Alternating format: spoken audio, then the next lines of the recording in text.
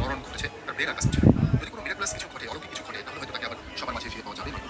Doctor Rakib Iqbal বলছেন, ওসমান হাদির অবস্থা খুবই খারাপ। যে কোনো ক্রিটিক্যাল বা কঠিন মুহূর্তে রোগীকে আমরা ইনডিউসড কোমায় রাখি ভেন্টিলেটর দিতে অক্সিজেন পাওয়ার জন্য। ছড়িয়ে পড়া ছবিতে দেখবেন তার মুখে একটা টিউব দেওয়া আছে, এটা দিয়ে তার শ্বাসের কন্ট্রোল নিয়ে ফেলা হয়েছে। আমাদের ভাষায় ইনকিউবেট করা, তাই কোমায় থাকাটা অত চিন্তা না। কিন্তু চিন্তার বিষয় হলো বেশ অনেকগুলো জিনিস আশঙ্কাজনক এবং তাকে কনসার্ন করেছে। এক, সে গুলি খেয়েছে, এটা অত্যন্ত ব্যথার জিনিস, কিন্তু রিক্সার ভিডিও ও ঢাকা মেডিকেলের ভিডিওতে সে একেবারে মেতে আছে। তার মানে এতটা ব্যথার জিনিসও তার হুঁশ নেই, যেটা মেডিকেলের ভাষায় তার GCSG মানে হুঁশ লেভেল একদম নেই, ব্যথাও নেই, রেসপন্সও নেই, কোনো সারা নেই। তার মানে সে গুলি খেয়ে কোমায় চলে গেছে। এটা যে কোনো ব্রেন ইনজুরির ক্ষেত্রে, ব্রেনের আঘাতের ক্ষেত্রে খুবই চিন্তা এবং ইঙ্গিত দেয় যে গুলিটা ব্রেনে লাগছে, কারণ অন্য কোথাও লাগলে এভাবে নেতিয়ে পড়ার কথা না। যদিও রক্তক্ষরণে এটা হতে পারে যদি ব্রেনের পর্যাপ্ত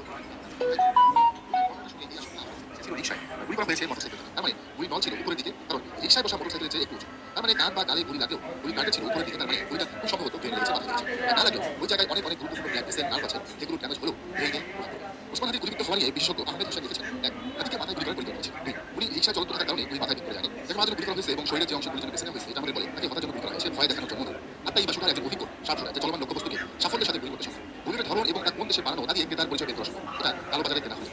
হাদির উচ্চতা বের লক্ষ্য বাতাসের গতিপথ দিয়ে বের করা সম্ভব, কোথা থেকে গুলি করা হয়েছে, এটা দিয়ে আত্মাই উচ্চতা বের করা যাবে, এগুলি সব বের করা যায়। আত্মাই মোটর সাইকেল ছিল, হাদি রিক্সা, একটা চলমান যান থেকে আরেকটা চলমান লক্ষ্যবস্তু দিয়ে মাথায় টার্গেট করে গুলি করা হয়েছে। এটা একটা পেশাদার শুটারের কাজ, যেন তেন কেউ। গণঅভ্যুত্থানের পরে বাংলাদেশের রাজনীতিতে এক চরম শরীফ ওসমান। মুখিয়া মঞ্চের মুখপাত্র হিসেবে তিনি পরিচিত হলেও সম্প্রতি তিনি আলোচনায় আসেন ঢাকা 10 আসনে সদস্য প্রার্থী হিসেবে। কিন্তু তার জনপ্রিয়তা যে পর্যায়ে পৌঁছেছে তা বাংলাদেশের প্রচলিত রাজনীতির থেকে ছাড়িয়ে গেছে। ওসমান হাদির সবচেয়ে বড় শক্তি ছিল মানুষের অনুভূতি লাগিয়ে দেওয়া, তিনি প্রচার করতেন না, বরং মানুষ তাকে তাকে নামলে একটু জড়িয়ে ধরে কেউ তাকে টাকা। এই দৃশ্যগুলো যে কোনো দলের প্রার্থীদের জন্য একটা সব, কিন্তু হাদি সেটা পেয়েছেন খুব দ্রুত। হাদি কথা বলেন খুব সরাসরি, খুব স্পষ্ট ভাষায়। ভারত আর শাহবাগ প্রশ্নে তিনি আপোষ, আওয়ামী লীগ প্রশ্নে তিনি আপোষ, বেশিরভাগ প্রশ্নে তিনি আপোষ। চাঁদাবাজি টেন্ডারবাজির বিরুদ্ধে তিনি প্রকার, যে বিষয়গুলো তরুণ সমাজকে আকৃষ্ট করেছে, সাধারণ মানুষকে আকৃষ্ট করেছে। দলমত ভুলে তাকে সবাই সমর্থন দিয়েছে। হাদির আচরণ প্রচারণায় ভিন্নতা এই সঙ্গে বর্ণনা করেছে। দিনমজুর, রিক্সাওয়ালা, ভ্যানওয়ালা থেকে শুরু করে দিনারে দিন খায় এমন মানুষ তাকে 500, 1000, 1000, 2000 টাকা করে পকেটে নিয়ে গেছে। কথা হলো হাদিকে তারা ওপারে পাঠাতে চায়। সন্দেহের তারিখে প্রথম তার নাম আসে, তিনি বলেন হাদির প্রধান প্রতিপক্ষ বিএনপি নেতা মির্জা আব্বাস। ঢাকা 8 আসনে ধানের শীষের মেয়র ছিলেন। ঢাকা মেডিকেলে যখন আব্বাস হাদিকে দেখে যান, তখন তাকে ভুয়া ভুয়া স্লোগান দেখা যায় হাদির সমর্থনে। তাছাড়া ডাক্তার বিবি সাদিক টাইমের ফেসবুক পোস্টও আছে এমন একটি, যেখানে তিনি লিখেছেন ওসমান হাদিকে গুলি করা হবে, চাঁদাবাজ গ্যাংস্টারদের কবল থেকে ঢাকা সিটিকে মুক্ত করতে অচিরেই আমাদের গণঅভ্যুত্থান শুরু হবে। রাজধানীর ছাত্র জনতাকে প্রস্তুত থাকার আহ্বান জানাচ্ছে। এছাড়াও সন্দেহ করা হচ্ছে আওয়ামী লীগকে, কেননা ওসমান হাদি সবসময় কথা বলেন মুজিববাদের বিরুদ্ধে। ধানমন্ডি 32 ভাঙার দিনেও মোতাল ছিলেন, তিনি মাঠে ছিলেন। আর শাহবাগীদের জম হওয়ায় বামদের দিকেও আঙুল তুলেছেন কেউ কেউ। বিশ্লেষকরা বলছেন হাদির উত্থান দুই দিক দিয়ে অস্বস্তি ফেলেছে। একদিকে রাজনৈতিক দলগুলো, অন্যদিকে স্থানীয় স্বার্থগোষ্ঠী যারা এই যে মতিঝিল, গুলিস্তান, শাহবাগ এই ফুটপাতে চাঁদাবাজি চালায়, যারা এই ফুটপাতে দোকান করেছেন।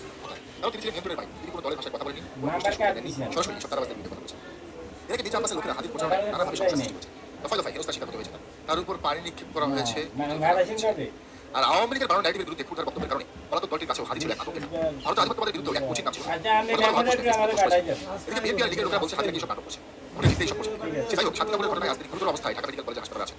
হাদি কি ফিরবেন নাকি আজ জবাব দিতে পারে? তবে আখিরের কথা হলো এত কিছুর মধ্যেও ইলেকশনের প্রচারণা চালাচ্ছেন সাবেক উপদেষ্টা আসিফ মাহমুদ। এদিকে হাদির সুস্থতার জন্য দোয়া চেয়েছেন জামাত আমির ডক্টর শফিকুল রহমান।